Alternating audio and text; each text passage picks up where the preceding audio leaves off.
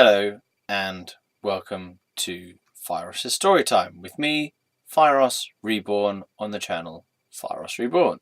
Hello, good to see you, camera. Good to see you. And I'm going to carry on the story. I've got a root chakra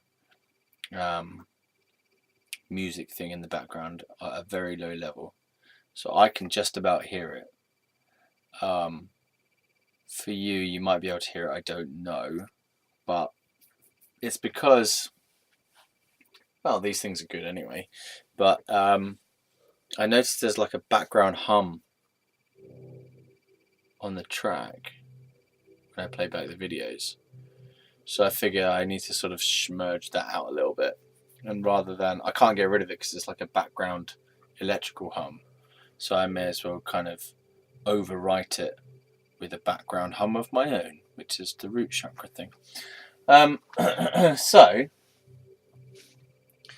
also, when it's very quiet in the house,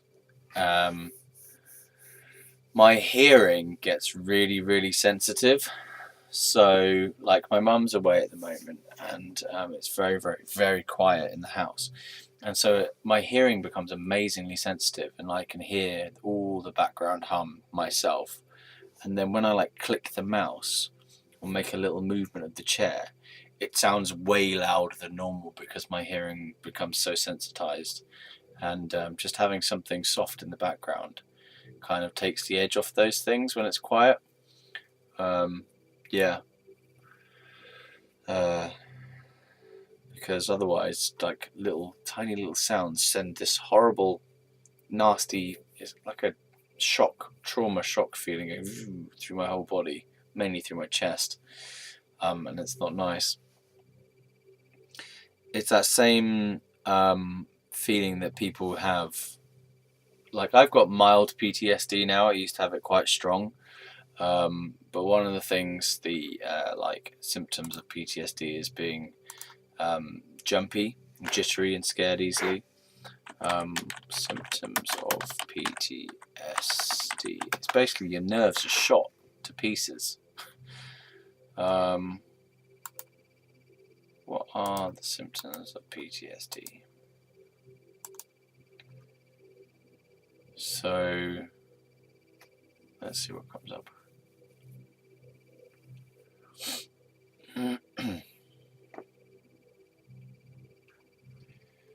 Hypervigilance, I had that.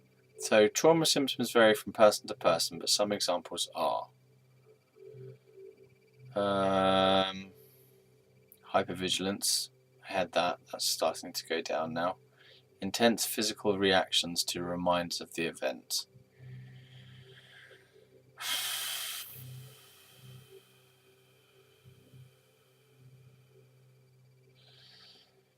Yeah.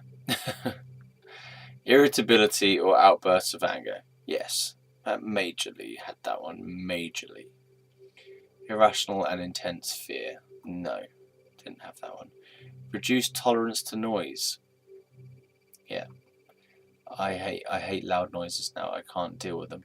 Like, I find doors closing outside, like people slamming their car door, or it feels like slamming to me, but they're not. They're just closing it normally, and to me it sounds really loud, and it angers me. It just immediately angers me. Difficulty concentrating. I have had that, but less so now. Being easily moved to tears. Yeah, it can do. Depends what. Usually, if I'm watching something that's emotional, I will cry, but I've not been like always easily moved to tears. I mean, I feel that my crying response is appropriate, is normal. It's like, it seems to be inappropriate to things that people would generally feel are sad or moving. Panic attacks or anxiety, depression, and mood swings. Not so much. I have a thing that could be considered a panic attack, where my body does something along the lines of a panic attack, but I just don't. It doesn't. Never overwhelms me. I just feel it and then it goes. So yeah, but you could say that. Feeling jumpy and easily startled. Yes, I quite often, in fact it happened yesterday, maybe even twice or 3 times yesterday, I get scared or I'm easily startled. Like one of the recent ones was I came downstairs into the kitchen and my mum was already in the kitchen, and as I turned around the corner she was already there, like stood there or whatever doing something, and I was startled just by her being there. Like, she wasn't doing anything threatening or anything like that, but I just was shocked to find her there. It's just like, how am I scared of that? It's weird. And then another one on that same day was as I was riding to somewhere home from Staines. No, riding to somewhere, sorry.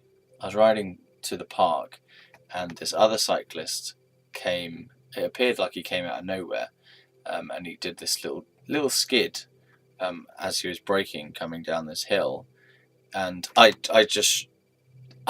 got really startled and I went whoa like that. It happens all the time. I remember some other ones where like I get scared if it's not even scared, it's like a startle, as it says there, startled.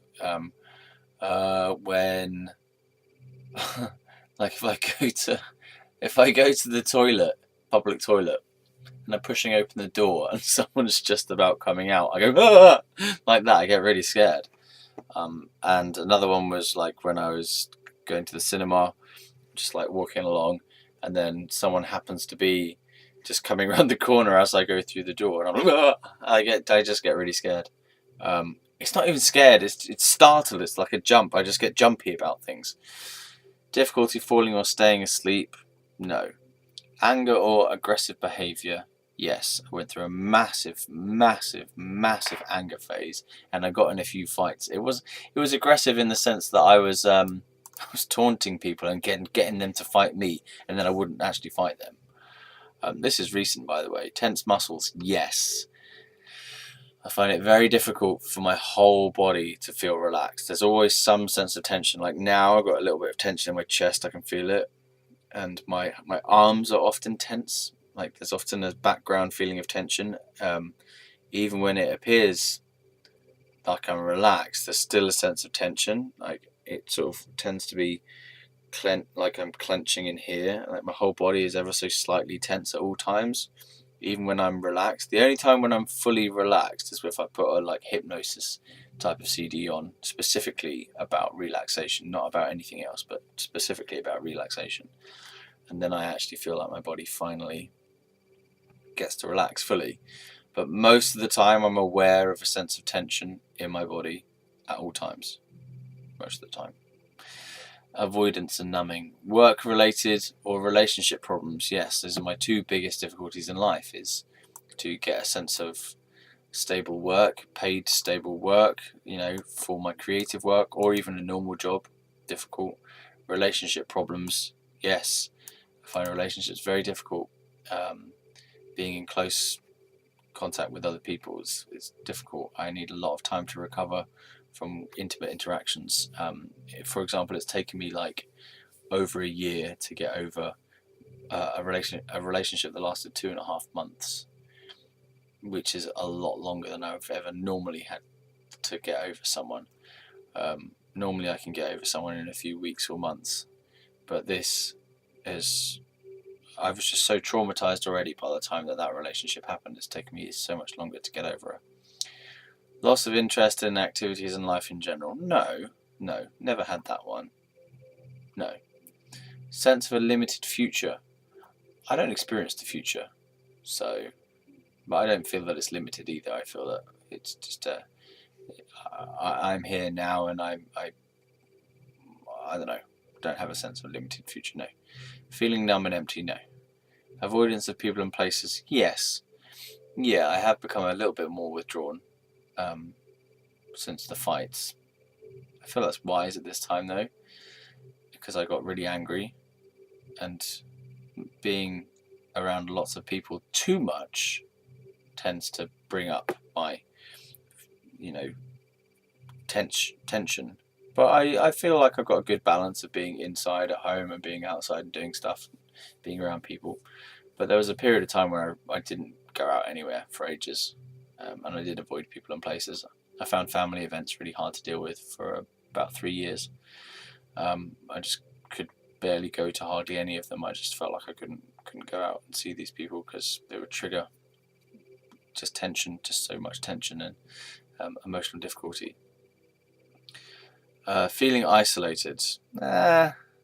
No, I've never really felt isolated. I mean, I have every now and again, but that's more to do with feeling like my work is not being recognised by people. Frequent periods of withdrawal into oneself. I don't really know what that means.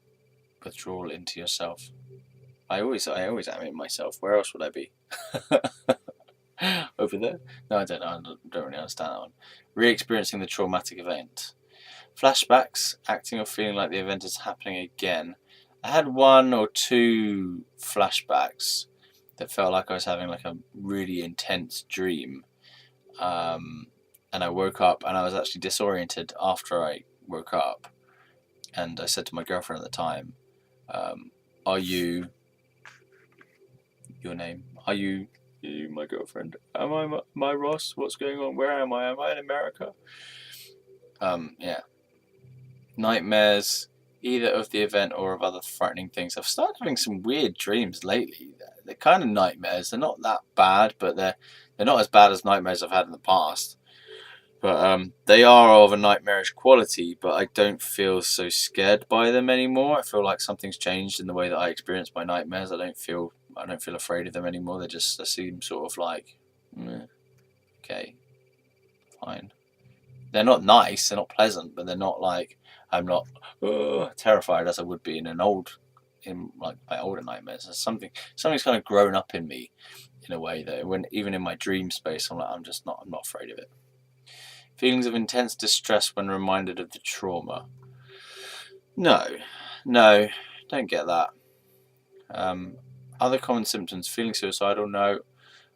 Every now and again, I have a little feeling of suicidiness, but hardly ever, and it's like this big compared to a time when it was like this big and it was on constantly there all the time.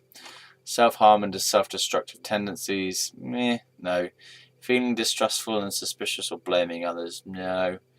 Guilt, shame, embarrassment or self-blame. No. Misuse of alcohol, drugs, gambling and or food. Yeah, misuse of alcohol I'm doing a lot at the moment, but I feel like that's not going to last forever. It feels like part of a process, and then I'm going to let go of that one as well. Sooner or later, I'll return to my normal level of use of that. But yeah, I am drinking more than I would normally drink. So it feels like exhaustion. Yeah, I had that for ages. Even the word exhaustion is exhausting to me to say it. Exhaustion. Ugh. Seeking out high risk / dangerous pursuits. No. Physical aches and pains. Yes. Strange, random physical aches and pains that don't seem to make any sense or seem to come from anywhere. Overreactions to minor situations. No, apart from the jumpiness. Fear of being alone and fear of being in crowds. I don't like being alone completely at night in the dark because it's scary. But no, normally not. I'm normally quite like being alone. It's just nice. It's peaceful. Oh, well, there you go. So those are some of the symptoms that I had, and still some of them that I do. Some of them that I still do have, which were brought about through being in the psych ward, the whole experience of being hounded by people and being sectioned, and all the abuse that happened to me from my family, verbal abuse mainly, but emotional abuse as well. All that stuff that happened in my family from my parents to me, and also from me to my parents. It was a two-way thing. All that intense drama traumatized me, and the sexual assaults that happened to me, being homeless traumatized me as well. So basically that, and then what else traumatized me? Then afterwards, now this might sound silly, but considering I was already traumatized, when I went back out into the world, um, trying to be a solo artist, when I came off my medication in 2014, and I was busking and being a solo artist in open mic nights, I actually became traumatized by crowds and by being on the street busking. There was a sense of being overexposed to people and being at the mercy of people and the mercy of the elements, and I got really cold again, and I got really tired and really drained, and then I got traumatized by that, which made me not want to basically play music live, and I don't want to play music live for another year and 3 months or so, until 2020 basically.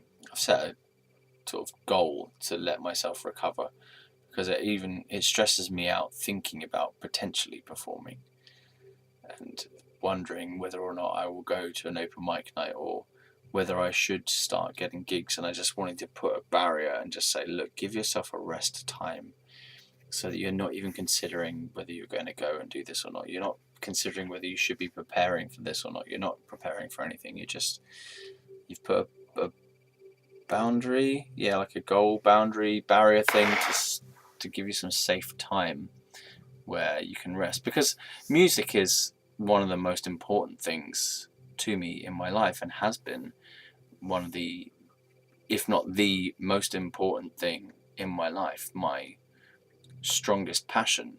And somehow it has traumatized me to the point where I don't want to do it for other people anymore.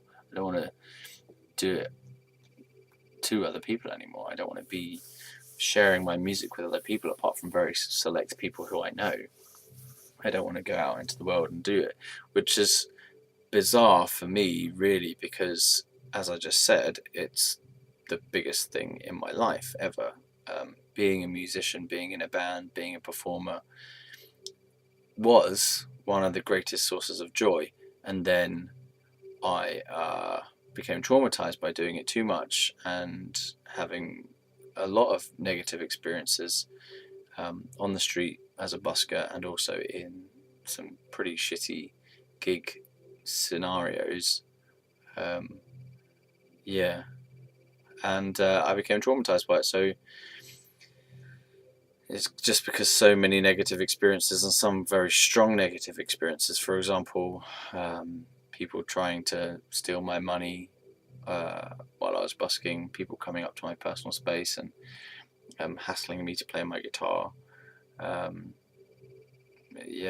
What else? People who just wouldn't leave me alone on the street. They would just keep coming back, like all day kind of thing. For the whole time that I was there, they would just keep coming back and asking me questions and stuff, and it's like, leave me alone.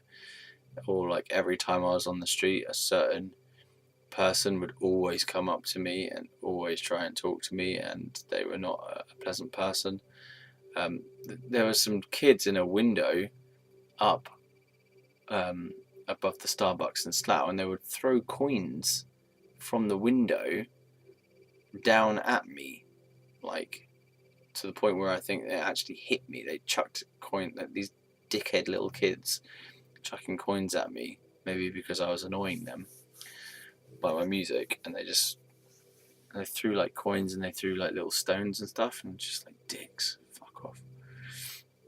I almost got in a fight as well with someone who was telling me to shut up, or that no one could hear me, or something like that, and I pushed him a bit, and I almost got myself into a fight there, and I thought, oh, what am I doing? I need to stop this, because I caused that. I like pushed this guy after he was having a go at me.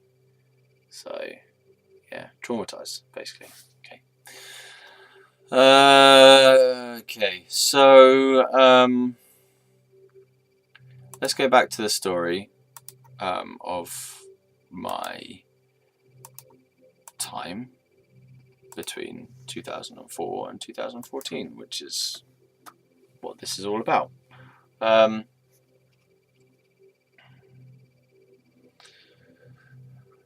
Okay, I think you know what's happened so far. I do feel like doing another summary. I feel like the summary helps me feel more coherent about things. So the summary would be: finished school, in the relationship with Mrs.A. She went off to uni. I was actually I went to a holiday in Florida with my family to go to Disney World and Universal Studios and stuff like that for a couple of weeks. I don't know whether it was 2 weeks. 2 weeks. 2 weeks. It must be 2 weeks because I wrote a song called 2 Weeks Alone. Obviously, I wasn't actually alone, but I meant alone in terms of not being with my girlfriend, Mrs.A. And so I was 2 weeks in Florida. This was in 2004. Yeah. And during that time, Mrs.A. had gone to uni in UCL in London. University College London. In London. Right, and this was when she was sending me emails. So we were having our main conversations via email, and occasionally we would have a little phone conversation or text message because of the expense. And I didn't have much money, and it was using my mum's phone. I think the emails were using, I don't know, my mum's laptop or something as well, so it wasn't, I had to go through her, and so I couldn't use it exactly when I wanted to. Yeah. And so during that time, while we were emailing, we only had like one call, I think, during that whole time, or maybe two or three phone calls. I can't remember exactly, to be fair. I'm just making it up. So we were emailing while she was at uni. She just started. It was Freshers Week and stuff, and I was away in Florida, missing her like hell, and writing mopey, soppy songs, and listening to Three Doors Down for the very first time, actually, and listening to my Green Day American Idiot album, which was awesome. Like one of my favourite albums at that time. Now I don't really care for it that much, but it was, at the time, it was a really important album to me. It really got me into political music, as in music with political points or messages, or using politics and world-based scenarios as lyrical fodder material. Yeah. Right. And so in the emails, she told me that she'd been playing strip poker with a bunch of the guys, maybe girls as well, I don't know, but a bunch of the people from the hall. Not hall, what was it? It was a flat. It was a flat, but it was a student flat. So she told me that she'd been playing strip poker, like, and getting drunk and stuff. And getting drunk was not her normal behaviour, because she would never, she wouldn't drink when we were together. She got drunk once, which was a horrendous occasion. And that was, yeah. And then she had like a Malibu, and that's for a year and a half, maybe even 2 years. I don't know how long exactly we were together for, but at least a year and a half relationship that she didn't drink, barring on 2 occasions. Just didn't drink alcohol because she'd had bad experiences with her dad and her uncle, who maybe got violent or aggressive or something when they were drunk a few times before, and she just hated it, so she didn't drink. But then when she went to uni, she started drinking while she was there, and then she played strip poker, and I was like, this is not really what I want to hear while I'm away in Florida while you're at uni with all these new people, and now you're telling me you're playing strip poker. Like, that's just silliness.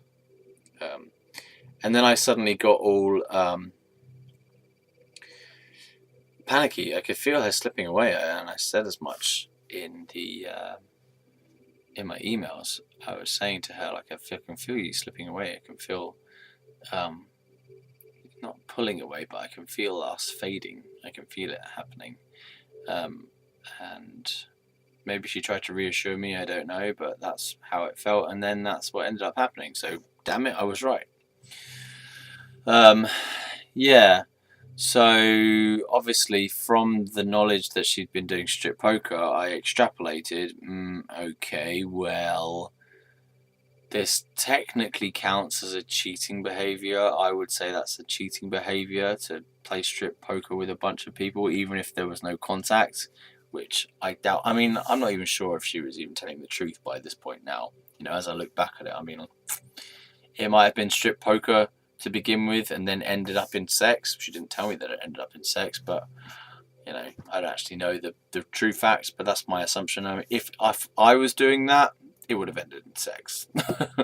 If I was playing strip poker, if I was playing strip poker with a bunch of girls and like I don't know, a few guys as well, in university halls while drunk, like playing strip poker as a drinking game as well, then it's obviously going to lead to some kind of sexual activity. Why else would you be playing strip poker, you fucking morons? Yeah, sorry. Yeah, so I thought, oh, obviously this is bollocks. And that does kind of count as cheating, even if nothing sexual happened. I think, you know, that's breaking a boundary of sharing her body with other people. Yeah, it's like breaking the monogamy boundary somehow. So I was like, she's obviously cheating on me, or she probably is cheating on me, or I need to find out whether she is cheating on me or not, or whatever. So when I got back to England after going to Florida and feeling majorly depressed in Florida, actually, I did not feel good going on all these roller coasters and rides and stuff. It was just like mere pleasure, mere sense pleasures coming in. Like, oh, there's a feeling of excitement in my body going up and down on a roller coaster. Oh, there's my stomach going, yeah. And then this ride lasts for 30 seconds and I'm back to this state of miserable depression. You know, like, what's the point of these little pleasures? Because it just goes back to this horrible feeling of doom and dread and depression. Like, oh, God. Hopefully I'd enjoy roller coasters more now. I mean, the last time I went on roller coasters, I wasn't feeling that way. But when I was in Florida, there were so many reasons why I felt depressed. So one was Mrs.A being, I was away from Mrs.A and you know, I didn't know what the hell what was going on there and what was going to happen. And I felt her drifting away, so I could feel my connection to her being lost. And so I was starting to feel lost. And also, I was spending time with my mum, dad, and grandmother, and my brother. And I barely feel like my brother's even there, which is strange. And it's just a very odd scenario. Just something feels very strange about being with all my family, including my grandmother there. In the memory, it just feels odd. And all these places that we were in were very strange compared to our normal place. Everything was bigger, for one thing, and everything was very slightly eerie as well. It's hard to put your finger on why it felt eerie, but it did feel eerie there in Florida. Even though it was beautiful as well, bright sunshine, nice weather, and nice places, but something was very eerie about it. Like, because we stayed in two different apartments, one with a little swimming pool, which just felt very strange. It felt really weird being in other people's houses, I think was part of it. You know, there's this odd sense in the air about being in someone else's apartment, just really weird. Yeah, because it was some timeshare thing that my gran had got, and we were using it to go to visit Florida. I mean, Disney World and Universal Studios and doing various other stuff in Florida. And we stayed in Penis Cola. Wait, maybe that's in... No, hold on. Maybe that was in Spain. I can't remember. Where did we stay? Who cares? We have stayed in a place called Penis Cola. Penis Cola. Yeah, whatever. So, what am I saying? I'm saying I was depressed in Florida in 2004 because I don't know, just the atmosphere was weird there. George Bush Jr., George W. Bush, was being elected or had been elected or whatever. And there was just a very strange feeling at the time, because there was a lot of election stuff on the TV, and just I don't know. It felt lonely as well, isolated, and uprooted, and the vibe in my family at that time just wouldn't. We weren't really very connected. I didn't feel very connected to them. Like, comparing it to when we had holidays in France, at this family friend's house, that feels better there. But in this one, it felt strange, and it could have been the addition of my grandmother being there that changed the dynamic somewhat. I just feel like everyone's a little bit far away from each other. That there's distance, and I feel like my brother's not even there, even though he was physically there. I just feel like he vanishes when I think of that place and time, and I feel like I'm spending most of my time alone there, because no one is understanding me at that time. And I feel very like distant and off in my own little self and moping, and I think maybe that's why I feel like everyone else is disconnected, because I'm feeling disconnected in myself, and I'm drifting away in myself, and my relationship could be coming to an end. I don't know what my future holds either. When I come home from that place, my job's going to be ending soon. My school's ended, and I'm going through this like strange, very fake feeling set of experiences in Florida, where it's all about pleasure. Basically, it's all about not even about enjoying yourself. It's about the sensational type of pleasure, being entertained, and your body going on rides and stuff, and like going up and down and around, and like that can be great and can be fun, and like, don't get me wrong, it was just because I was in that state of mind, that really wasn't what I needed, to be going through some very surface level experiences, whereas inside I was trying to deal with matters of a deeper nature to me, like, what is my life going to be? Something important to me is falling apart. I'm also really away from her, so I can't do anything about it either. I can barely talk to her. She's drifting away and slipping away, and I'm here, powerless, and with people who don't seem to care either. Like my family weren't really very emotionally available at that time. So it was just a grim holiday, basically. It wasn't the worst holiday in the world, but it was just a very, I don't know, it feels kind of grey and isolated. I came up with a couple of songs there, though, that I'm pleased that I made while I was there. It just feels odd. It's not a nice feeling. I think probably there was a worse holiday where the pain feeling was worse, which was when we went to Spain one year in the winter, and everything was closed, and it was just the most boringest, dullest holiday. And I had another girl, my first, like, what was it? She was probably my first real girlfriend, I guess, where we were kissing with tongues, and I was squeezing her boobs and her bum and stuff like this. She was at home during that one, and I was in Spain. This was when I was 15, and everywhere was closed in Spain in that area as well, so none of the attractions, it wasn't even winter, it was like March, but it was pretty much winter still. Nothing had opened, none of the attractions had opened, none of the shops were really open either, so it was just like, oh, we've come here and there's nothing to do. There's nowhere really to go. We went to the beach a few times and it was cold. So, waste of a week. But that was probably the worst holiday I've ever been on. Yeah, okay. Good.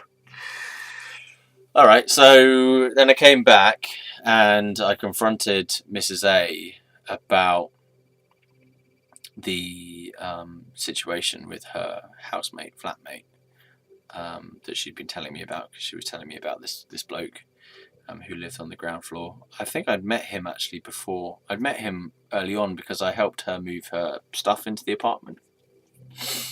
Like I took a lot of her stuff from her house in Slough, the parents' house in Slough, and took it in the car. I actually got a fucking fine for parking my car outside her house while I helped move a lot of her stuff up the stairs, loads of stairs, like 9 flights of stairs to get to the top of the house, up and down, and I got a ticket, and I believe it cost me 90 quid, actually. Yeah, which was shit. I might have paid half of that price, because if you do it quicker you get half price, don't you? But yeah, that was shit. That was really shit. I used to get loads of parking tickets back in the day though as well. I used to get loads of parking tickets because I just was like, I'd always lose track of time and never come back in time to, yeah, whatever. But that I swear I was only parked there for like 10 minutes maximum, and someone had bummed me. They'd given me a parking ticket. I was like, oh. And that was a horrible experience as well, because after I left, I got lost as well with a parking ticket. I got lost in my car, around one-way systems. And these were back in the days when there was no maps. No sat-navs, right? So I had only got a real normal paper map of London. And I'm not very good at reading maps, or I wasn't anyway at that time. And I was like, and I actually pulled over for a bit and kind of had a little cry because I was so stressed out, because London, you have to keep moving all the time. Then I got stuck in a one-way system, and I didn't know how to get out of the one-way system. And I just seemed to be getting progressively more and more into like places that I did not know where the hell I was in London. And I just was like, oh fuck, because there's a pressure to driving in London as well. Londoners in their cars are quite beepy and, come on, get a move on. It's a bit like New York style. Yeah, what are you doing? Why are you slowing down? You're 1% below the speed limit. Why are you slowing down? It's like that. So you got to like, people are beeping, and then there's cyclists going everywhere, and people coming out of random turnings you didn't even know, and there's traffic lights everywhere, and you don't know if you're in the right fucking lane or not, and it's just like scary, very overwhelming. And I just had to pause and sit, and I think I cried a bit. Oh, I was near to crying. I was certainly feeling like a panic attack kind of feeling, and after about 10 minutes or less, 5-10 minutes, I composed myself and I looked at the map. Still didn't know whether I was going the right way or not. But I think I actually played it by feel somehow. I just went, yeah, go here, go there. Maybe this is going in the right direction. Feels like it's going towards my area, kind of. I don't know. I just blanked it basically, because the map, I was like, I can't match up to where I am. I don't even know where the fuck I am on the map. Like, what is this road name? And then trying to find it, and which way am I pointed on it? So that was shit. Thank God for sat navs. Even though I think being lost is a good experience to have. I think being lost every now and again is a good experience to have, because it really gets you back to the sense of, well, I'm only lost. This is something I've learned. I'm only lost in respect to my destination. And if I don't have a destination, then I'm just here where I am looking about. Right? Because I used to get lost in London every now and again when I was doing this music course. Just did like a 10-week music production course in London. This was like 2007, I think. And oh god. And I got lost occasionally, quite often in London, either to or from the place I was supposed to be going to. And I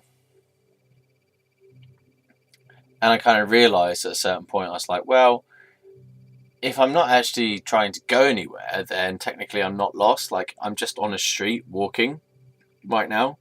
So if I'm okay with just being on the street right now, here in this moment, then I'm okay. Like, yeah, I want to get to where I'm going, and yeah, I might be late, but right now, here is where I am. I'm on the road, and here's the only place I can do anything about it anyway. So and also I could just decide, well, I'm not going to go because I'm lost. And if you just relax the sense of destination, let go of the sense of having to be anywhere or go anywhere, then you're not lost anymore. You're just where you are, And I think, I'll just go and sit on a bench for a bit until I calm down. So that's a good thing I learned, and I use it every now and again. If I ever get lost again, I remember, I'm only lost in regards to, or in contrast to, my destination. So if I just relax that sense of destination a little bit and go, okay, it doesn't matter if I don't get there quite on time, doesn't matter if I get there at all, really. I'm not going to die if I don't get there, Okay, let's relax that sense of destination a little bit. Then you free up that sensation of being lost, and so you stop going into the turmoil of it, and you go, all right, okay, so I'm just here. Let's have a rest. Let's sit down. Let's calm ourselves down. Maybe ask someone for directions. Problem with asking people for directions, I have found in my many years of asking people for directions, is that most people you ask for directions don't actually know themselves, and they blag it. And then, so they blag it, right? And then you follow their blag, and you end up somewhere fucking random. So be very sensitive to, like, when you're listening to someone who's telling you directions, listen to if they actually know where it is, because people who know where something is will be able to tell you very easily where it is, because, like, they go there all the time, for example, or they know where it is because it's on their route and they see it every day or whatever. But people who've kind of been there once, maybe 3 years ago, and they go, yeah, well, what you do, I think what it is, definitely what it is. Oh, yeah, no, it's, you go down there, you take a left. What was it? No, yeah, it's definitely a left. So you go straight on for like about 10 minutes. Then you take a left right down. I forget the name of the road, but there's like there's a shop there, right? And so you could go left there, and then up, then sort of 1, 2, 3. After a few roads on the right, you go down that one on the right. You just don't follow that kind of advice, okay? Just say thanks very much, forget about what they said, and find someone who actually knows what's going on. Police officers are quite good for directions, but not always. I've had shitty directions from police officers as well. So Google Maps is quite good on the phone for that, I suppose. But if you do happen to find yourself in a situation where Google Maps isn't working for some reason, or you've lost signal, whatever, then yeah, don't be shy. Ask someone for directions, or find those little maps in London. It might not even be that you're in London, but wherever you are, yeah, ask someone for directions. And I'm just saying, pay attention to your gut feeling on whether you think they know where it is, because you can take shitty directions and go, like, I've walked around places to follow directions correctly, and it's not been there. And I've gone, I shouldn't have fucking listened to these idiots. And I'm sure you know that feeling. You've taken directions and you've gone like, they didn't even know where it was, did they? They're bastards. They just blagged it. They fucking blagged it, and now I'm like 10 miles away from where I should fucking be. Anyway, yeah, so I got lost in London on the way home from dropping Mrs.A's stuff in there. And so that was at the beginning. And I think that was probably before I went to Florida. Okay, got back from Florida, confronted her about the situation with the guy in the house, and she finally admitted it. After I saw them flirting, I grilled her a little bit more, and I was like, look, what the hell is going on? Are you seeing him? Have you kissed him? Have you had sex with him? And she admitted that she had sex with him. So that was that. So I believe I've told this story already, but well, it seems like I keep going back and I pick up little bits, extra bits that I haven't fully told. I retell it. And okay, so then I had the noodle thing that I've mentioned before, and I went out to a club with this other girl who I fancied, who used to be in my school, and she wasn't really interested, and I just felt weird, and I felt fake, and I felt like I was desperate, and I felt like I just wanted to talk to someone about it, and no one was willing to listen. So it just felt odd and lonely and isolating and depressing, and I went home. And then I started to feel really, really shitty, and I kept getting that sense of dread. Dread was a big feeling for me between the ages of, well, probably between the ages of 18 and 28, probably. No, not 28, 26. No, maybe let's just say 28 for the hell of it. Dread, the dread of impending things coming. You know, like the dread that I went through was the dread of my money running out. After Legoland finished, my work there finished in November of 2004, because the season was over. That we'd had all the days that we could have, we'd had them from Legoland for that year, because it closes over the winter and then reopens in March, April, don't know, February, who knows. Someone who works at Legoland probably knows. Yeah, so I had this dread after Legoland finished of, well, my money's going to run out, and then I'm not going to be able to run my car, and I'm not going to be able to run my band, and I need to run my band because I want to be successful and famous, and go on world tours and play Reading Festival, headline the main stage at Reading Festival, and so like my money was running out. Because my car needed fuel, and the rehearsal studio needed paying, and I needed to buy strings, and petrol and blah blah blah. Did I already say petrol? Whatever. Petrol. MOT. Spare tires, new lights when they go ping. New tires are annoying, and tax I wasn't paying, and insurance I wasn't paying because my parents were paying that at the time. In fact, my parents have paid my tax and insurance quite often. I don't have a car at the moment though, so they don't pay anything. What's the time on this video, man? Okay, yeah, so I had the dread, and I also had the dread about girlfriend situation as well. I was like, don't have a girlfriend. I need a girlfriend. Time is running out somehow. Sorry, I'm shaking the screen. Time is running out. Time is running out. Time is running out, man. I was 18. Time is running out. I'm going to be 19 soon. Time is running out. I don't know what I felt like time was running out. I don't think I did. I didn't feel time was running out. I felt like I'm lonely and I'm desperate, and no one likes me, and I need to find someone, and I need to have that physical contact. And no, it wasn't even that. It was basically, if I don't get a girlfriend, then automatically people are going to think I'm gay, and automatically I'm going to revert to being gay, and I can't allow myself to be gay. That was what it was.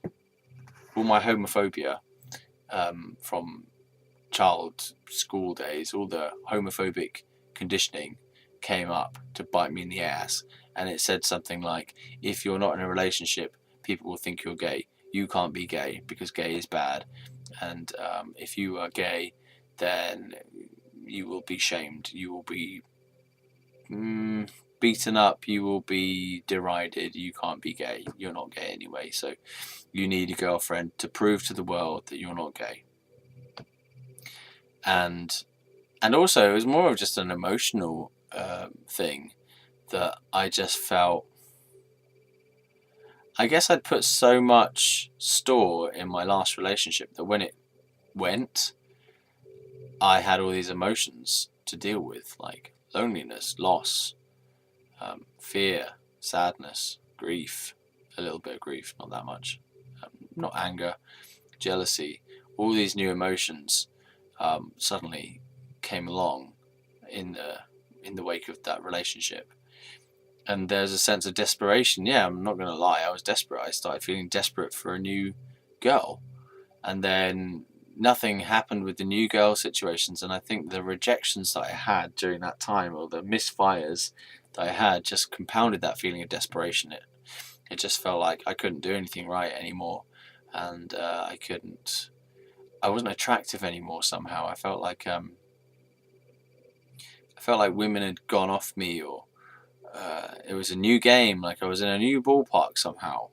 The women who I would have flirted with and might have had success with previously in school, suddenly it was like they weren't interested. It wasn't happening. They were the wrong people, the wrong kind of people. One was in a relationship, one was too young, one was too old, uh, and there was no one else around. I wasn't meeting anyone, and yeah, so I suddenly got really desperate, really, really desperate, and I even started thinking that I fancied my bassist um, at the time. Like, I confided in him and I said, I'm really depressed. I remember this moment. I was in his kitchen and I kind of slumped against the door and I was like, oh, I'm really depressed and I can't find anyone, and I think I might be gay, and I don't know if I fancy you, and since Mrs.A.'s gone, and everything's going wrong and I don't know what I'm going to do, and I don't have a job. Or I did have a job at that time, I can't remember. But yeah, and I was also stoned, by the way, I believe. I cried then, and I opened up to him, and then he wasn't up for it with the fancying thing. And I didn't even know whether I did fancy him or not. I was just kind of clutching at straws, I think, at that point. So desperate to be in a relationship, so needy, so codependent. Yeah, but I think codependent is too big a word to use for it. At that time, codependency is a more of a mature way of looking at things. At the time, I would have just said, I was needy. I was just needy, very needy, emotionally needy for someone, and relied on being with someone to know who I am and to feel okay and to have a sense of goodness in life, which is codependency, right? But I wouldn't have said it in those terms, so I didn't know what codependency was until much later. So neediness, needy. I was very needy and desperate, and to the point where I was very distressed by the fact that I was not in a relationship, and I couldn't seem to get anything to happen anywhere, and I was just feeling lonely and isolated and jaded and scared, depressed. Yeah. Boom. Then along comes Mr. B while I'm working in that place. And yes, again, I'm going to skip through the relationship with that because I am knackered at this point. And I'm just going to blanket say it was a horrible relationship. We had the sex experiment. It turned into a 2-year relationship. I ended up quitting my uni because he'd worn me down and manipulated me for so long. And I genuinely thought that the reasons I had for quitting were my reasons.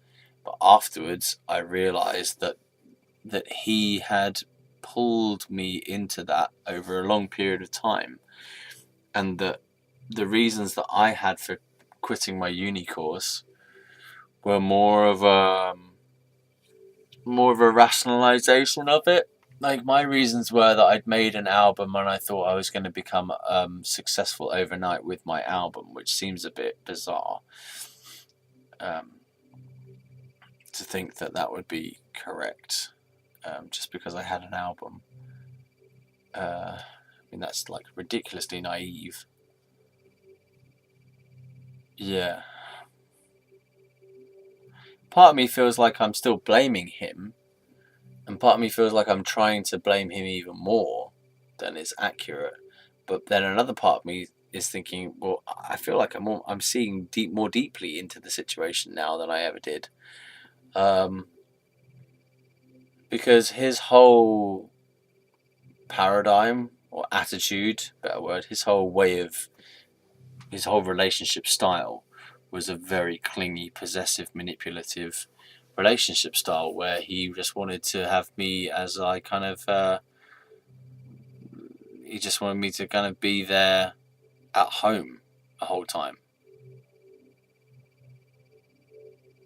He didn't want me to see anyone, really. He made a fuss when I went to see my friend. He made, my best friend, sorry.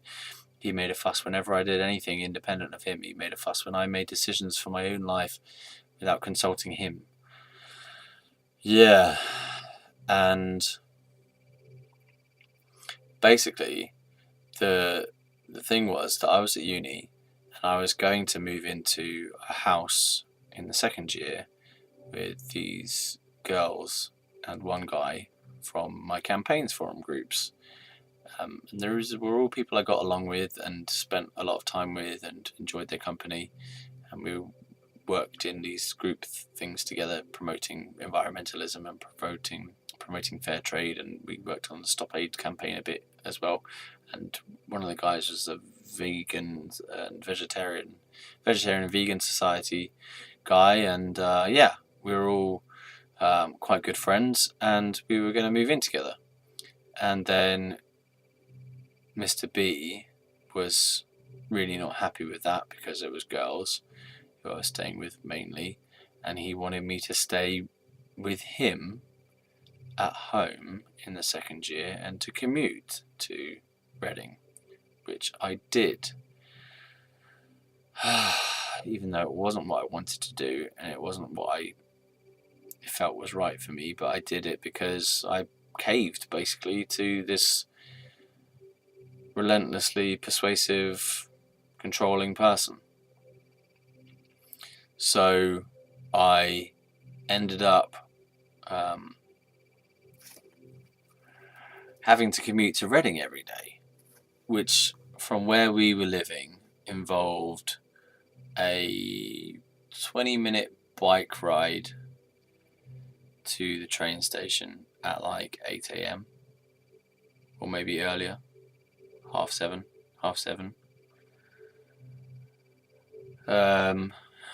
Yeah, to a nearby train station to get on a train.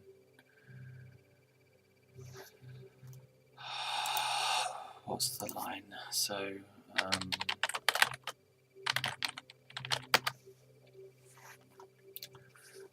it's a... I don't know if it's a direct one or not.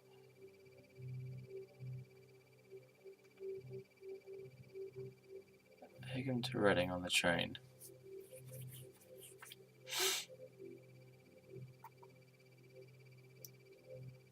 Well, it says like 43 minutes. Egham to Reading, South Western Railway. Okay, so it's 43 minutes, right, on the train. It wasn't even Reading, it was early. Lower early or something? Yeah. On the train. So that says an hour and 3 minutes. Right, well, it was a long train ride after a bike ride in the morning, and that was exhausting because then I'd have the bike ride from the uni to the train station, lifting my bike, I believe over some stairs every time as well, and onto the train, and then getting back at late night, like 8-9 p.m, and then riding home in the dark down a scary road with lights, but scary road in the dark.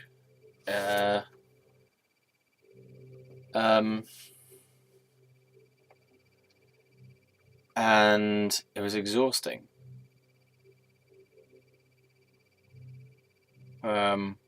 And he was completely unsympathetic to that fact that he'd persuaded me to do it like that, and I'd gone along with it. So technically it's my fault for making that decision because of him. And the way you own these sorts of things is you own your own decisions, isn't it? So my decision was to allow him to be the deciding factor. So my decision was to say yes to that, even when I didn't think it was right for me, and I didn't want to do it. So if I was to redo that decision, I would take the decision to actually move in with those girls. And if I was to redo that whole relationship, I wouldn't have even got into it. As I've said, I would have stopped it at the point of having the first hand job. I would have stopped it after that.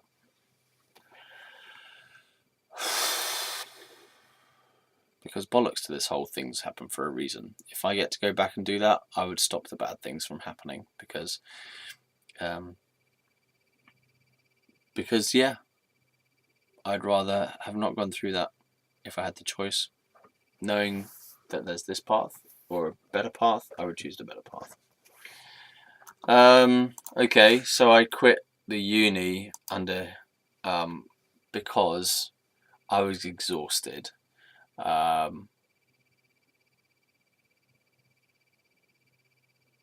also wasn't sure about my course anymore either.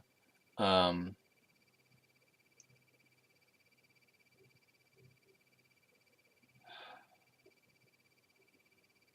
made this album. I thought I could do something with it immediately, and I couldn't. Partly because Mr.B had been glorifying my ego all the time about me being a genius and stuff, and saying how amazing it was going to be and all this thing. So it's not his fault, but there was an influence there.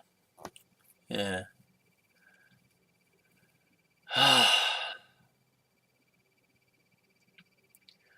All right. Then, blah. I went to America. Blah. Came back from America to New York and Baton Rouge, Louisiana. Right. The stuff that I've already been talking about for ages and ages. Came back from America, and then things were getting weird here. As I was saying in one of the other videos, I was doing the loft insulation. The situation in my family was very strange, very tense. It was a weird relationship with my dad where I felt like pressure to do this work, and he was like constantly on my case, and it was like I turned into a worker for the family somehow, and I was supposed to be doing this other work as well, like painting and decorating and clipping the wisteria and all these different tasks to earn some money for a bit, and I just felt like this guy, my dad, was a fucking slave driver, basically, and a dick. And I just felt this pressure coming from him because all he would ever talk to me about during that time was about those tasks and getting on with those tasks. Oh boy. And so I felt this pressure building up in the family, and I mentioned in one of the other videos I went to go and try to check myself into a psychiatric ward to get a rest. Basically, I wanted to have a rest, like the Patch Adams film I mentioned. I wanted to have a rest and to recuperate, and I thought, well, maybe going there would be good because I feel like I'm going nuts living here anyway. And I tried to get an appointment there, and then they sent me a letter, and I was like, I don't need it anymore. I can't be bothered. I've gone over that now. Okay, right. That's getting us to a good point. I know I skipped through a load of it, but I feel like we've done that big time already. So, there's this stuff gets weird from now on. For a long time, and it's going to be pretty difficult for me to go through this part, which is why it's probably why I've been stuck in this previous part, because from the point where I got back from America to the point where I come out of hospital eventually, it's all weird. Okay, it's all tricky, difficult, traumatic, odd, bizarre. There's more adventures in there as well. There's a lot of mysticism and stuff in there, but there's a lot of difficult experiences to talk about. Both my internal experience, like from how I was interpreting things, and there was also some things that I did that I am not proud of at all. And there are things that happened to me from my family that I find difficult to talk about because I feel like I'm blaming them or attacking them, and I'm just trying to state the facts of what happened. So it's all tricky.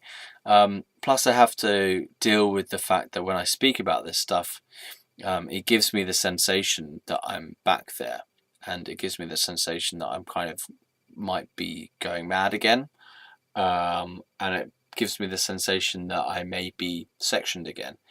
Because it just reminds me of all those feelings from that time, and when I talk about it, I start to feel those feelings again and start to remember those experiences, and I get the sensation that talking about it might even be like cause for me to be sectioned again. I know it doesn't make any sense, but like even to tell you the story of the things that I did and the way that I was thinking and the things that I felt and the things that happened to me brings back the same feeling that this could be used as evidence. For example, there was a period of time where my notebooks and drawings were used as evidence of me having a mental health problem, which is I'm really upset that that happened, because it kind of it really did damage the relationship I had with writing and drawing and music afterwards, because the stuff that I'd been doing had been said was a symptom. So I found it very difficult to reconnect with my artwork and my written work and even my music from time to time, because I then had this as an association that doing writing and doing drawing is a symptom of mental illness, and I could be sectioned for it. So it gets tough. If you thought it was tough with the sexual abuse stuff in America and all the homelessness and stuff, it gets tougher than that. It takes us into a new territory, basically, of where the boundary between my mind and reality blurs as well. So, like, there were times, for example, where I felt like I was controlling the world with my mind. That, and where the world became an expression of my mind. So the sense of reality really starts to change. There's a lot more trauma in this time as well. There's even more homelessness in this time. There's more disturbing information in this time than from the previous ones as well. So my parents, the way they behaved towards me, the way I behaved towards my parents, lots of things that were said. There's a lot of aggression in this time period. There's a lot of distress. There's a lot of running and hiding and shouting and drama and knives as well, and suicide and threats and intimidation. It's a really dark period in my life, the darkest period in my life.